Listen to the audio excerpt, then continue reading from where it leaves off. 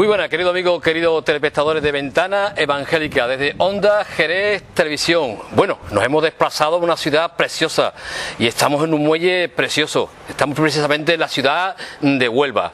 Y bueno, nos hemos desplazado a esta ciudad con un propósito bastante claro, ¿no? Y hoy tenemos un invitado muy especial. Hoy tenemos al primer diputado evangélico aquí en el Congreso.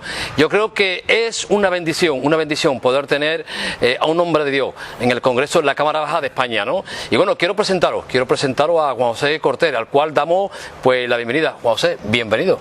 Muchas gracias.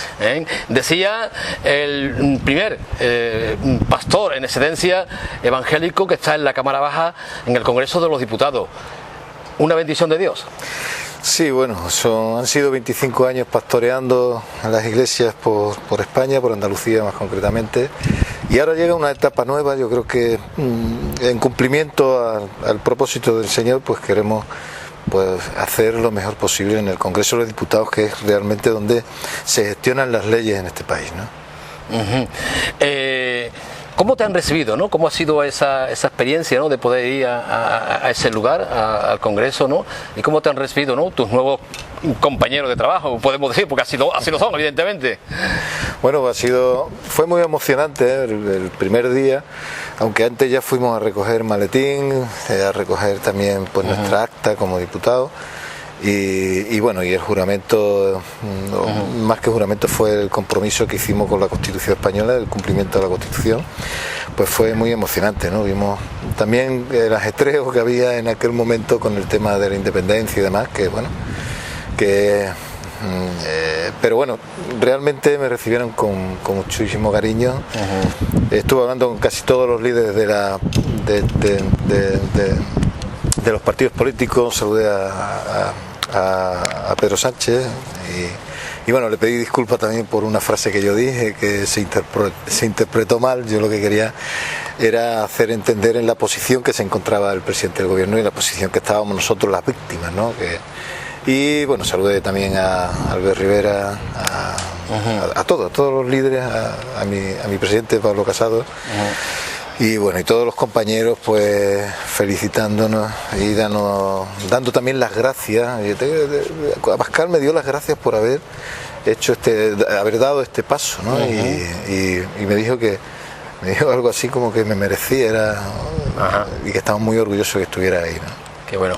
Hacías antes mención a ese maletín, el maletín que normalmente recogéis, ¿no? Cada diputado, ¿no? Me gustaría, ¿no? ¿Qué es lo que hay en ese maletín? ¿Qué nos puede decir de ese maletín? ¿No? Bueno, te voy a enseñar, que lo tengo aquí. Mira, este es el maletín, es el mismo maletín que reciben los ministros. Lo único que aquí pone diputado, Congreso de los Diputados, y en el maletín de los ministros pues pone ministro de Justicia, ministro. Y bueno, aquí lo que hay es una copia de la Constitución, con un pequeño ejemplar de la Constitución, es lo que nos dan, ¿vale? Un pequeño ejemplar de la Constitución. Nos dan también el manual lo que es un pequeño manual, ¿no? De la guía de funcionamiento de las cámaras. Y también, bueno, nos dan también toda la documentación que hemos tenido que rellenar y todo lo demás. Y yo también llevo casi siempre un libro, ¿no? En este caso, Pasión por las Almas. Qué bueno. Suelo llevar una Biblia pequeñita, pero bueno, en este caso, este es el libro que he querido llevar al Congreso, ¿no? Y nada, pues poco más. Un móvil que nos dan, que luego lo tenemos que entregar, y la famosa iPad que nos dan también, que también hay que integrarla, que se cree la gente que nos vamos a quedar con ella, pero hay que entregarla. Pero nada más, sobre todo esto está cargado de esperanza, de ilusión y de muchas peticiones que a lo largo del mandato de los 4 años, pues nosotros, ahora en la oposición, pero yo creo que algunas propuestas y en algunas comisiones, yo he pedido la Comisión de Justicia, he pedido la Comisión de Defensa del Menor y he pedido otras comisiones más, pero sobre todo la de Justicia, porque dentro de la Justicia también está lo que es la Dirección General de las Entidades Religiosas, ¿no? Y creo que ahí nosotros también, o yo también quiero hacer una aportación importante, ¿no? Claro, por supuesto que sí, ¿no? Yo creo que es importante, ¿no? La presencia, ¿no? de de personas evangélicas, cristianos evangélicos comprometidos con el Evangelio, ¿no? Que podamos aportar, ¿no? Nuestros valores como cristianos en la política, ¿no? Juan José, no sé si te preguntaba al principio, ¿no? ¿Un deseo cumplido por tu parte el hecho de estar ahí en el Congreso? Yo creo que más que un deseo cumplido es un propósito cumplido, el propósito del Señor de que un hombre de Dios pueda estar en un lugar tan importante de representación de todos los ciudadanos como es el Congreso de los Diputados, ¿no? Cuando hablamos de política hay veces que nosotros malinterpretamos el hecho de hacer política o cómo se ha hecho la política últimamente, ¿no? Yo creo que el creyente, el cristiano de hoy tiene mucho que decir a la sociedad. El Congreso de los Diputados lo único que es la representación de todos los ciudadanos de España, de todos los colectivos, en una cámara, en un sitio donde realmente se configuran las leyes y se hacen las aportaciones necesarias o se proponen leyes para que se cumplan y que puedan defender los derechos de algunos ciudadanos, ¿no? En este caso yo creo que nosotros los creyentes tenemos mucho que decir y tenemos muchas propuestas y proposiciones de ley donde queremos que se pongan en marcha y por lo tanto yo creo que ya es tiempo, ya es hora de que tengamos representación en el Congreso de los Diputados, ¿no? En este caso ha sido de la mano de un partido que es el Partido Popular, que yo considero que es el partido que más se acerca, ¿no?, a nuestra forma de creer, el que más se acerca. No quiere decir que todo lo que lleve el Partido Popular sea lo que nosotros los creyentes queremos, ¿no? Sí. Pero sí es el que más se acerca y por lo tanto yo he ido de la mano del Partido Popular y esperemos, porque así ellos me lo han hecho saber, ¿no?, de que muchas de las propuestas que tengamos puedan ser oídas en el Congreso de los Diputados, ¿no? No sé, por tu parte, según estoy entendiendo, ¿no?, y bueno, en tu propia vida, ¿no?, lo manifiesta, ¿no?, animaría, ¿no?, a creyentes que estén preparados, con formación, que pueden aportar a la política, ¿no? Claro que sí, sí. Además, mira, el rumbo que lleva el mundo en general, no solamente España, sino el mundo en general, pues está tomando un matiz que va en contra incluso de nuestros principios, ¿no? O sea, y nosotros ahí tenemos mucho que decir. Yo creo que el cristiano debe de dar un paso hacia adelante y decir que bueno, que hay ciertas cosas que nosotros no estamos dispuestos a aceptar, ¿no? Porque ningún gobierno de ningún país puede obligar a ninguna persona ni puede obligar a ningún colectivo a cumplir contra su voluntad ciertas medidas o ciertas adoctrinamientos que no estamos de acuerdo con ellos, ¿no? Y por lo tanto los ciudadanos, nosotros como ciudadanos ya tenemos que abrir esa puerta a la política, ¿no? De manera recta, de manera íntegra. Se puede hacer política, ¿por qué no? Si el Señor nos dijo que tenemos que andar entre las tinieblas, ¿no?, para ser luz. Personalmente creo que tiene retos bastante importantes por delante, ¿no, Juan José?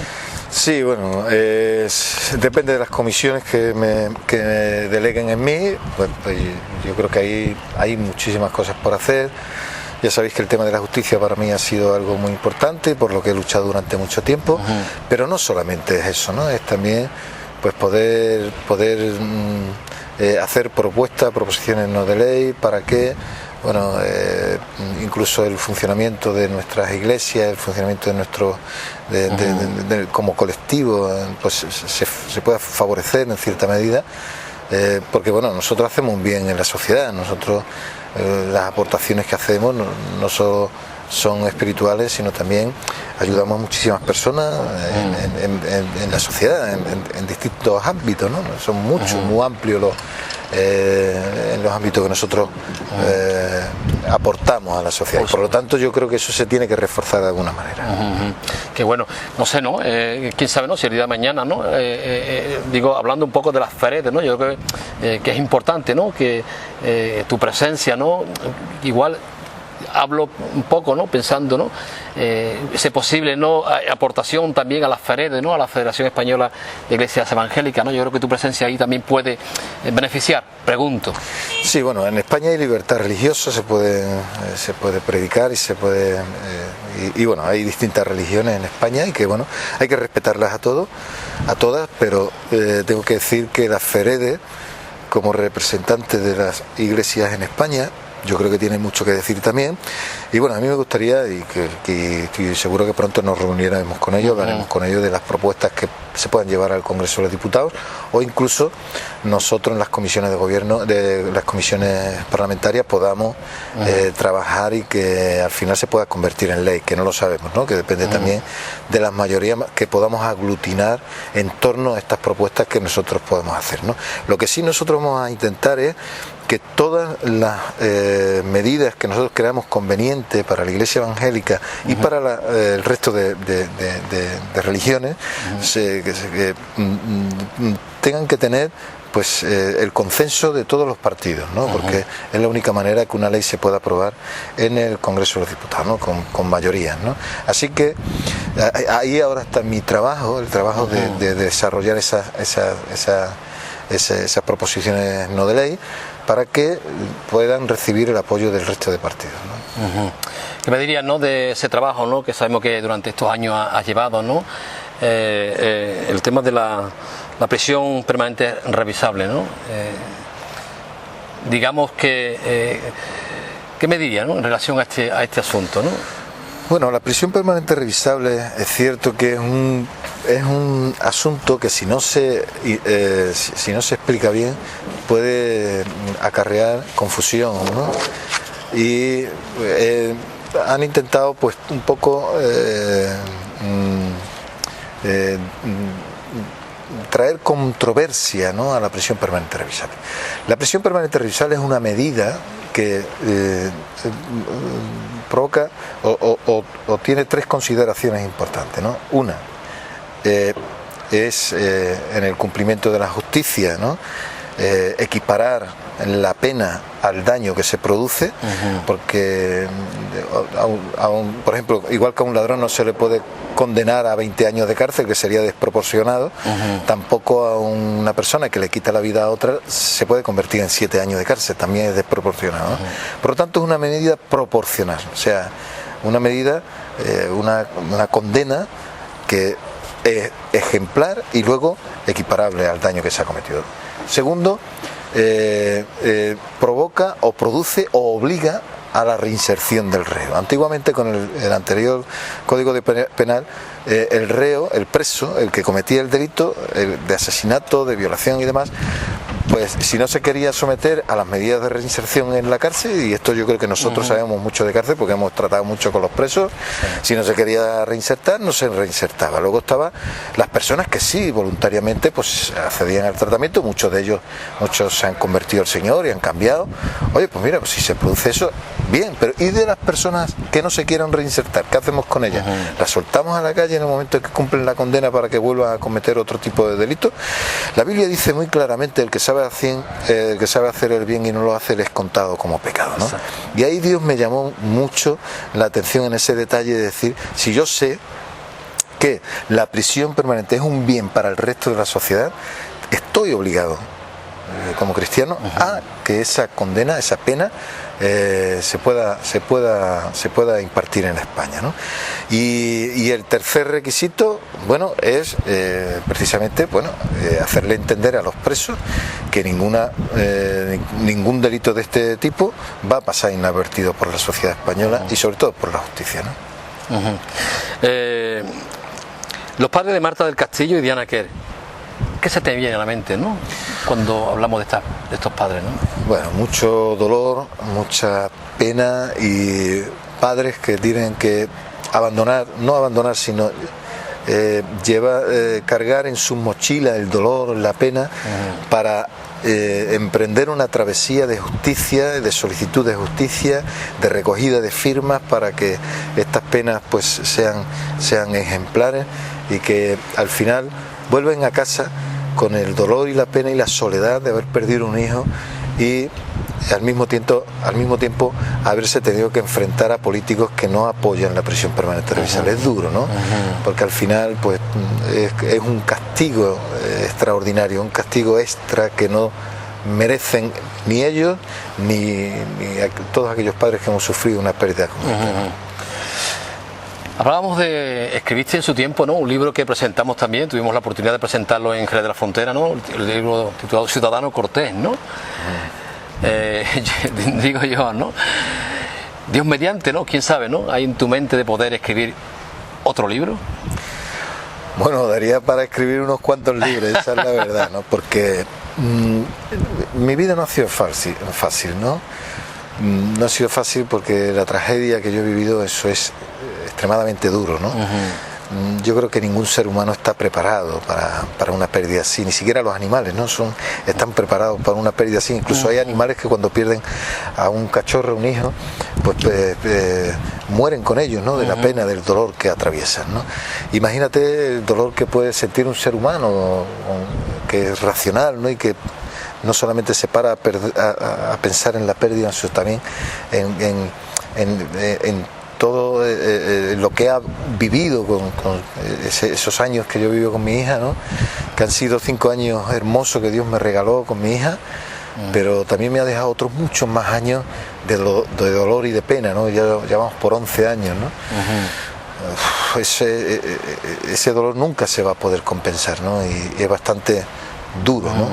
Y después también el hecho de haber vivido experiencias dolorosas al mismo tiempo que enriquecedoras para mi vida, pues daría para escribir muchos libros. El de Ciudadano Cortés fue un recopilatorio de lo que era mi vida y lo que era el Ciudadano Cortés en aquella época, ¿no? El Ciudadano Cortés de hoy es otro Ciudadano Cortés más asentado en la justicia, más asentado en el conocimiento y sobre todo con una línea muy clara y sabiendo lo que quiere para España y para los ciudadanos de España y sobre todo para el Evangelio, ¿no? Qué bueno, qué bueno. En el cual me alegro, ¿no?, por estas palabras, evidentemente, ¿no?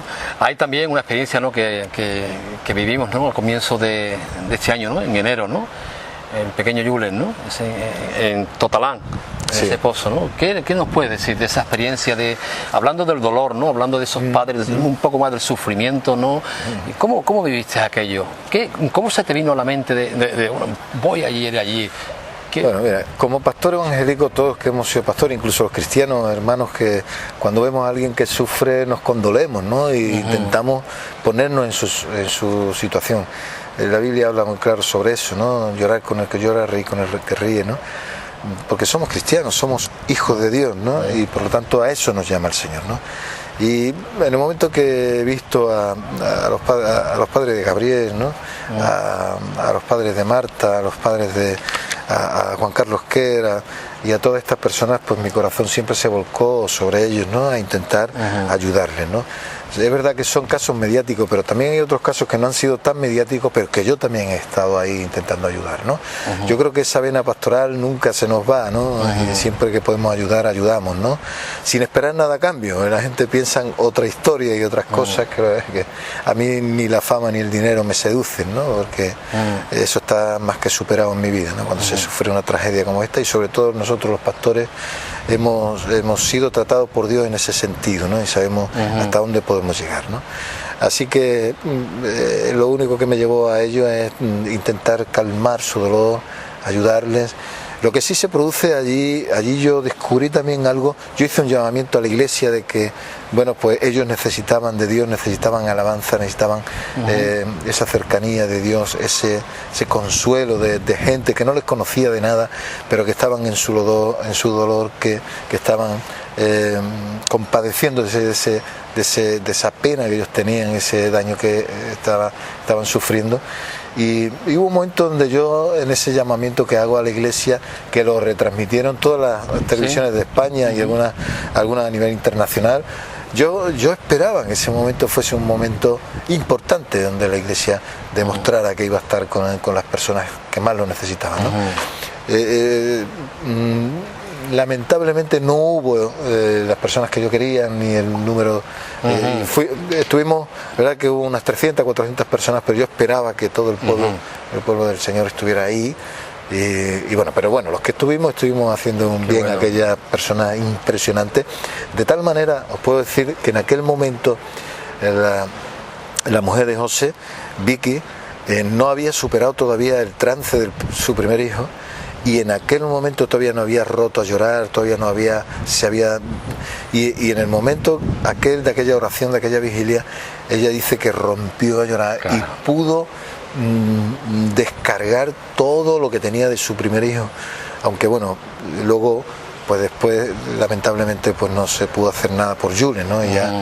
Aunque ya Dios ya había preparado a ellos a través de mí, los había preparado para ese trance, porque yo ya, lo que el Señor me enseñó en aquel momento es primero que pasaran el dolor de la pérdida, que ellos se asentaran sobre ese dolor y que pudieran sobrellevarlo, que aprendieran también a dirigirse a los medios de comunicación y agradecerle a todo el mundo lo que estaban haciendo por ellos, y acompañarles en ese dolor hasta el momento donde se tenían que enfrentar a la realidad, ¿no?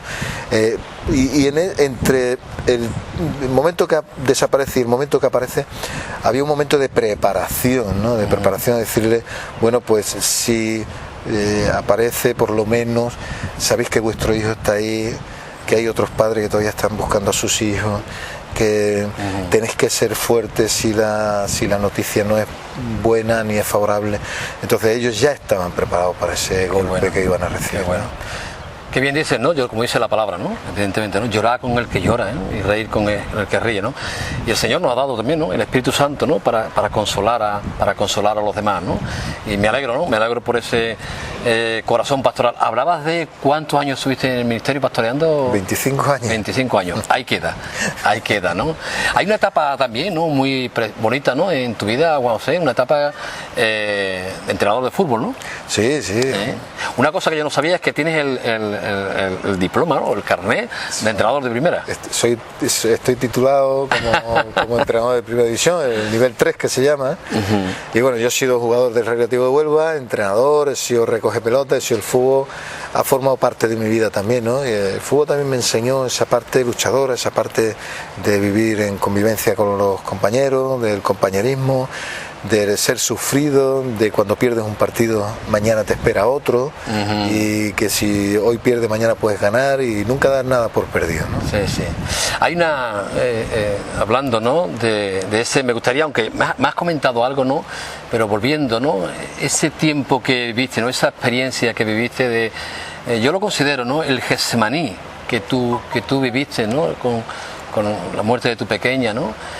¿Qué nos puede decir de aquel tiempo, de aquella época, ¿no? Ese Getsemaní que tú viviste en tu carne, ¿no? Bueno, son heridas que nunca se cierran, que siempre quedan abiertas, pero también siempre recibe la savia de Dios, su sangre que te consuela, que te enseña a pasar ese momento de dificultad. Te hacen mirar no solo al Getsemaní, sino también te hacen mirar allá arriba, al trono, a la diestra del Padre, ¿no? Que hay un cordero que está en pie, como dice la Biblia, ¿no? Que está herido pero en pie, ¿no? Herido de muerte pero en pie.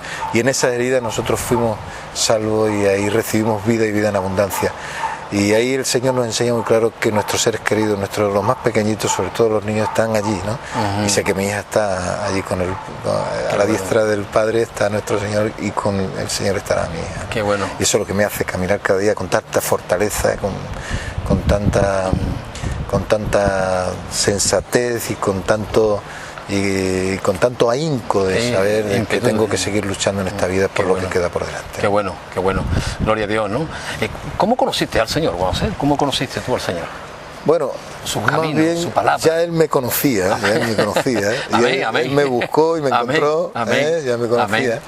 Lo que pasa es que siempre nos resistimos a la voz de Dios, ¿no? Yo, cuando vino el Evangelio al Torrejón, a la Huelva, pues había una guardería por allí, y como todos los niños que juegan a las puertas de la iglesia, como que no queremos nada con el Señor, pero ya recibimos ahí, ¿no? Recibimos ese suspiro, ese aliento en nuestras orejas, ¿no?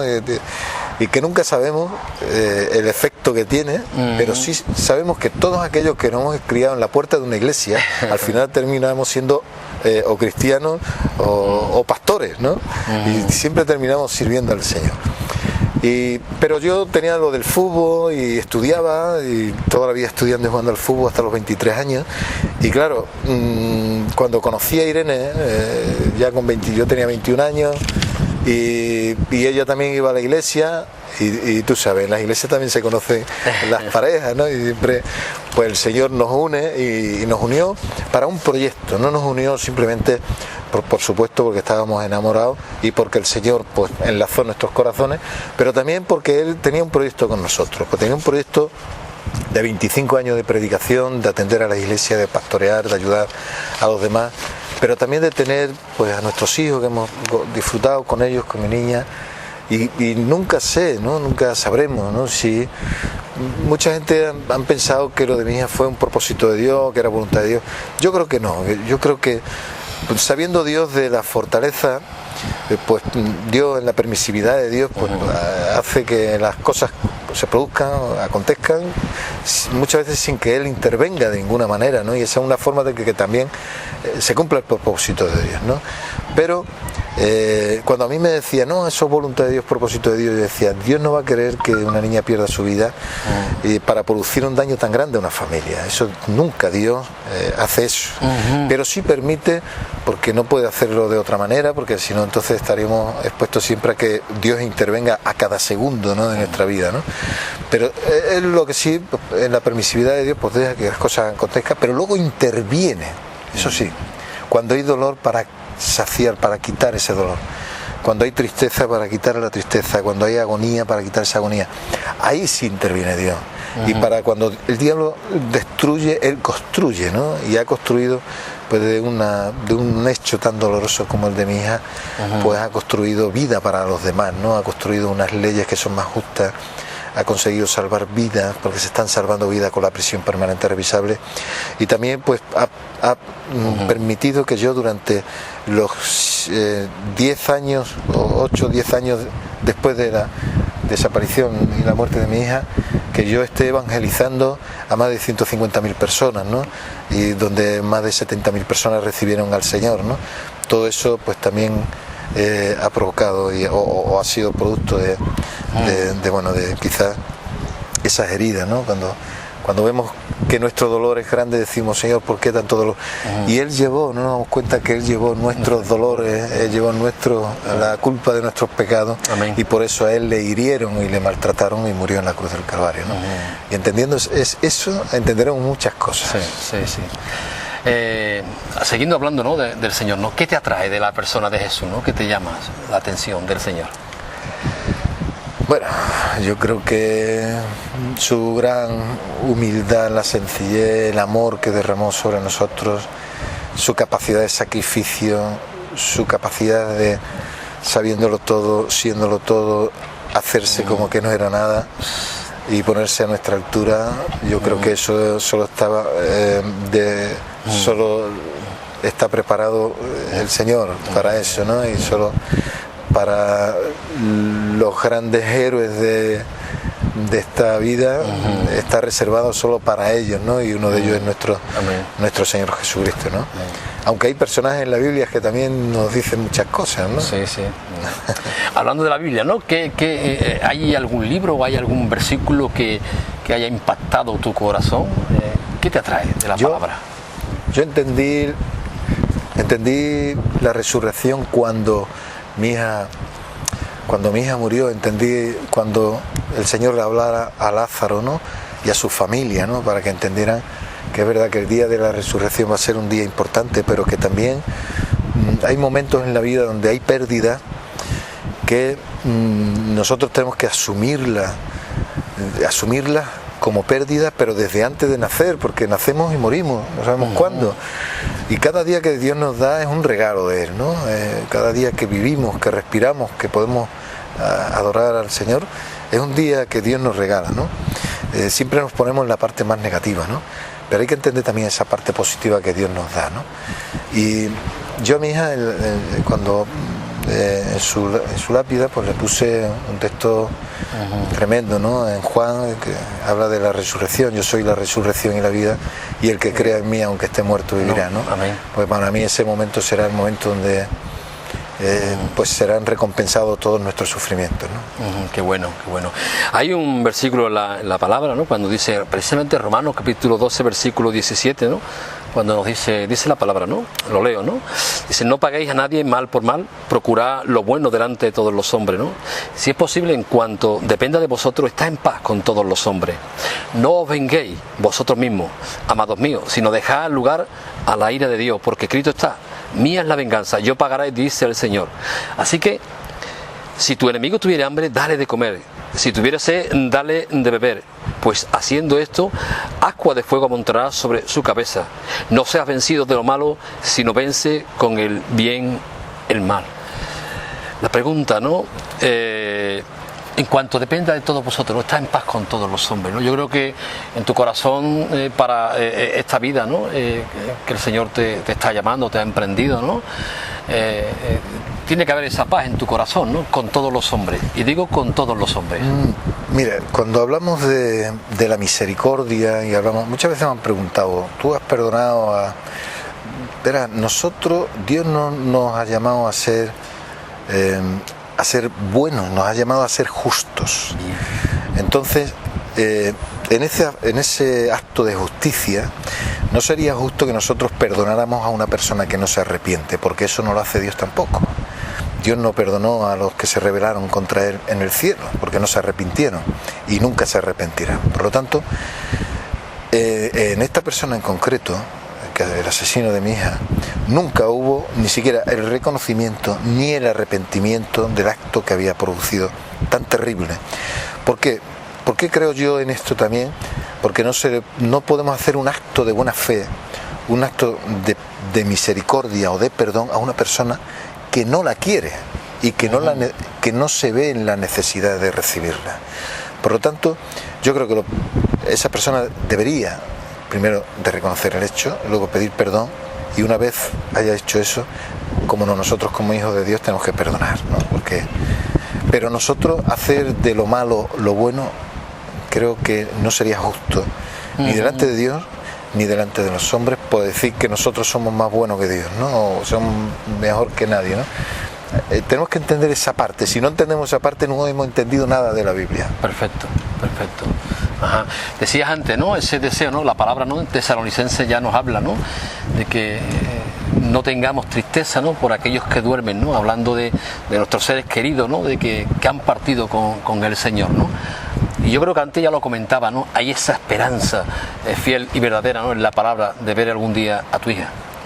No esperanza, yo tengo la certeza de que voy a ver a mi hija, ¿no? Y que tarde o temprano, más tarde que temprano, los años van a pasar, nos haremos viejos. Yo cuando pasó lo de mi hija no tenía ganas y mira cómo estoy ya. Y nos hacemos viejos, pasan los años, pasan los días, y lo importante es que tengamos esa certeza de que vamos a ver a nuestros seres queridos, ¿no? Esa es la fe, certeza de lo que se espera, la convicción de lo que no se ve. Ese cielo que no vemos, esas personas que no vemos y ese Dios que no vemos ahora, todo aquello que tenemos fe, tenemos esa certeza de que tarde o temprano le veremos, ¿no? Amén, amén. Me comentaste que había estado 25 años en el ministerio con la pastoral, ¿no? Y bueno, ¿cómo vivió la congregación, ¿no? Porque actualmente sé que estás en excedencia, ¿no? De la pastoral, ¿no? Pero ¿cómo vivió la congregación tuya el hecho de dejar la pastoral y dedicarte al mundo ahora de la política? Bueno, a mí me han costado 11 años que la gente entienda que la política no es mala. 11 años me ha costado, ¿no? Que al revés, que es buena que nosotros con la política hagamos de este mundo un mundo mejor, de que hagamos de nuestra España una España mejor, una ciudad mejor. Es buena la política, porque al fin y al cabo tú, no es que le impongas, pero tú propones leyes que al final los ciudadanos van a cumplir, ¿no? Y si son leyes buenas, pues al fin y al cabo estamos haciendo la voluntad del Señor y el propósito del Señor, ¿no? De traer bendición a aquellas personas que lo necesitan, ¿no? 11 años, después de 11 años, algunos ya van entendiendo que sí, que la política, y muchos son los que ya están tomando parte en la política, ¿no? Y formando parte de algunos partidos políticos, ¿no? Pero bueno, yo hablé con la dirección de España, le dije que tenía un proyecto de Dios para España y que tenía este proyecto de entrar en política, de formar parte de la política. Ellos lo entendieron porque además ya se lo esperaban, porque hace mucho tiempo que ya me ofrecieron ser senador, hace ya 10 años me ofrecieron ser senador, y iba a ir por las listas por Málaga como senador al Senado, y Yo deseché aquella opción en aquel momento porque entendía que no era el momento, ¿no? Y después de 10 años, pues sí, pues tomo la decisión porque creo que es el momento oportuno y que creo que hay que entender no solo el propósito de Dios, sino también cuáles son los tiempos del propósito del Señor, ¿no? No se descarta, evidentemente, ¿no? El día de mañana volver a la pastoral. Hombre, me encantaría porque, bueno, hay dos cosas que yo tengo ganas, es de ser entrenador y poder terminar entrenando al Recreativo de Huelva. Y segundo, me preguntaron, y esta es una anécdota, me preguntaron en prensa una vez, dice, ¿tú cambiarías ser ministro por ser entrenador del Recreativo? Y digo, hombre, por supuesto, eso lo haría ahora mismo. Y se extrañaron, ¿no? Y bueno. ser ministro, cambiarlo por... También cambiaría ser ministro por volver a ser pastor otra vez, ¿no? Juan José, estamos viviendo tiempos malos para el cristianismo. ¿No lo consideras así? Muy malos, son tiempos muy complicados, en donde las iglesias necesitan ser atractiva para la juventud, ser atractiva para... las redes sociales han provocado un cambio sociológico, un cambio político también. Si las redes y las nuevas tecnologías han sido capaces de cambiar la forma de hacer política, ¿cómo no va a cambiar el Evangelio? Que puede ser incluso más vulnerable, ¿no? Porque nuestros jóvenes están siendo influenciados continuamente a través de las redes de manera negativa y positiva y no saben. El problema de todo esto es que los jóvenes nuestros no están preparados ni saben discernir, ni tampoco saben un poco controlar las redes, ¿no? y el mensaje que hay detrás de las redes, ¿no? No solamente nosotros no sabemos controlar, ni tampoco nos damos cuenta que a nosotros también nos están controlando, ¿no? Y nos lanzan información a través de las redes, pues información que muchas veces nosotros tampoco necesitamos, ¿no? Y también creo que no se está haciendo un uso eficiente en las redes, ¿no? Utilizamos mal las redes muchas veces para entrar en conflicto, que incluso para edificar, ¿no? Creo que viene un tiempo difícil, las redes se están llevando parte de la juventud y están siendo arrastradas hacia movimientos un poco extraños, y yo creo que nosotros deberíamos de hacer atractiva, ¿no? La iglesia, porque si no, dentro de 20 años no sé qué va a pasar, ¿no? Con la iglesia. También pues el adoctrinamiento en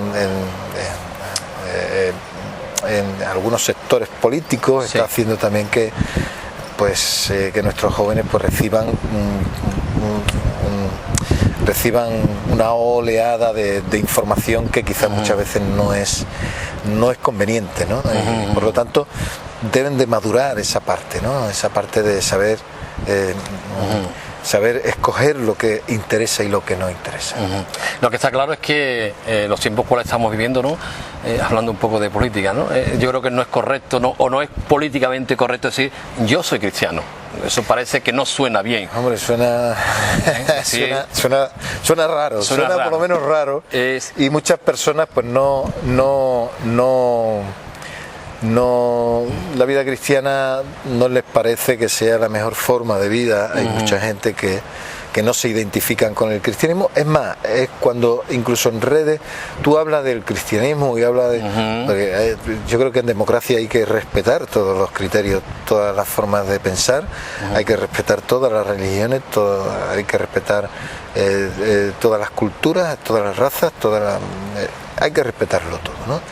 Y fíjate, en cambio, cuando nosotros hablamos del cristianismo, nos respetan y hay un ataque contra el cristianismo bastante duro, voraz, bastante duro, ¿no? Sí. Que yo creo que esa forma de atacar a la iglesia, al cristianismo, en estos tiempos que corren, hay tanta información, no deberían de existir, ¿no? Sí. Por lo tanto, nosotros yo creo que debemos de mantenernos fuertes, de ser un muro de contención contra toda esa oleada, ¿no? de personas que no creen en Dios y que por lo tanto que tienen que saber respetar a aquellos que creen en Dios, ¿no? Hombre, yo personalmente considero, ¿no?, que la iglesia evangélica hoy, en los tiempos que estamos viviendo, más que nunca se tiene que unir. en muchos aspectos, ¿no? Para poder un poco frenar, ¿no? Porque el futuro no es nada halagüeño, precisamente contra la familia, y contra los valores que tenemos nosotros como cristianos, ¿no? Hay que hacer algo, urgente. Yo soy un fiel defensor de los valores cristianos, los valores humanos, y voy a seguir siendo, ¿no? Y precisamente creo que todas las corrientes cristianas deberían de unirse precisamente para hacer un frente común y luchar contra toda esa oleada, ¿no? Que hay contra el cristianismo, ¿no? Yo creo que hay que respetar los símbolos cristianos, como hay que respetar a aquellas personas que no quieren un símbolo cristiano en su ámbito natural, ¿no? Así que creo que sí que deberíamos de unirnos, porque la división en este caso no va a traer nada bueno, ¿no? Yo creo que la unión hace la fuerza, que es un dicho muy común, muy corriente, y en este sentido nosotros yo creo que tenemos de obligado cumplimiento por mandato del Señor de unirnos. Exacto. En ese sentido para ya no para hacer prevalecer el cristianismo, sino para mantener por lo menos nuestra fe intacta, ¿no? Así es. José, se nos acaba el tiempo, y ¿qué le diría a aquellas personas, ¿no? que no conocen al Señor, ¿no? O que no tienen esa fe, esa convicción, esa certeza que nosotros como creyentes tenemos en ese Dios vivo, en ese Dios real, ¿no? En esa seguridad de la palabra, ¿no? Que nos da la Biblia, ¿no? ¿Qué le diría a esas personas que te pueden estar escuchando? Bueno, que tienen que saber conciliar su vida cristiana con su vida en sociedad, ¿no? Con su vida civil, ¿no? Y que para nada está contraindicado hacer frente a las cosas naturales, a las cosas civiles, como personas, como tienes que cumplir en tu trabajo, tienes que cumplir tus obligaciones como padre, como hermano, como tío, como sobrino, como ciudadano. Pero también tu parte cristiana, que esa es la parte donde pues nosotros podemos de mantener intacto nuestra forma de creer, nuestra forma de ver el cristianismo, pero sí tenemos que adaptar y entender que esas dos formas son dos formas de vivir, pues pueden ir de la mano perfectamente, siempre que sea capaz de mantener la integridad en la presencia del Señor, ¿no? Muy bien, pues José, se nos va el tiempo y no sé, sacarte ya la última palabra de tu corazón, ¿no? Si tienes algo en tu corazón que quieras decir a las personas que nos están escuchando, lo que tengas. Pues nada, que confíen en este trabajo que vamos a hacer ahora en el Congreso de los Diputados.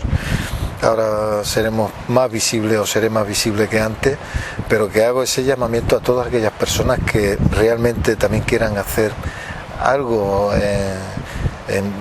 por la vía civil, ¿no?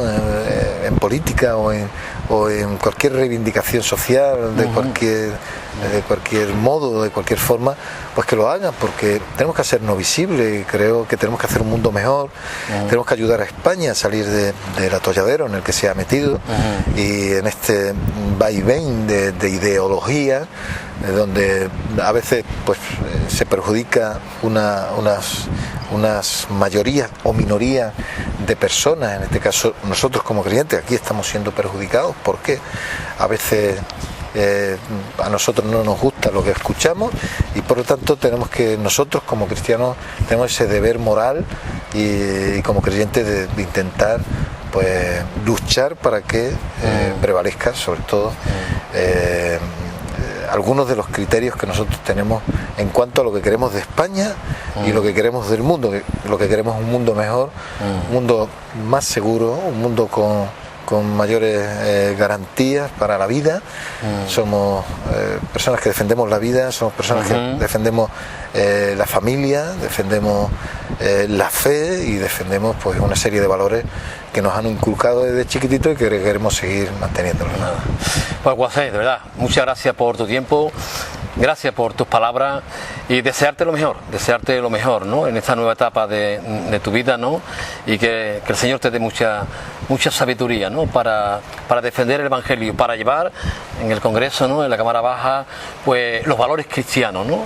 Y bueno, mi deseo también, ¿no? Que muchos cristianos, que muchos hombres de Dios preparados puedan defender, ¿no? En el Congreso el cristianismo, ¿no? El Evangelio, ¿no? Ese es mi deseo también, ¿no? Y animar, yo animo, ¿no? Desde estas cámaras, ¿no? A jóvenes que están preparados, jóvenes cristianos convertidos, ¿no? Que también, ¿no? Animar a que se animen a la política y a defender nuestros valores.